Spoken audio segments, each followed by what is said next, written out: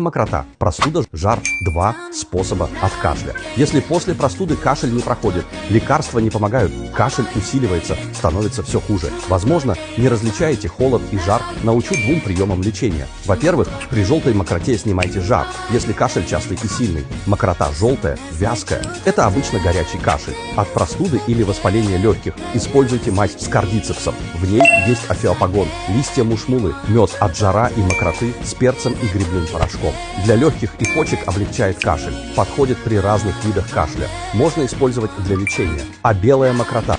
Нужно согреться. Если мокрота прозрачная, белая, как яичный белок, и насморк, как вода, это признаки простуды. Пейте отвар редьки с имбирем, согреет, облегчит кашель. Запомнили?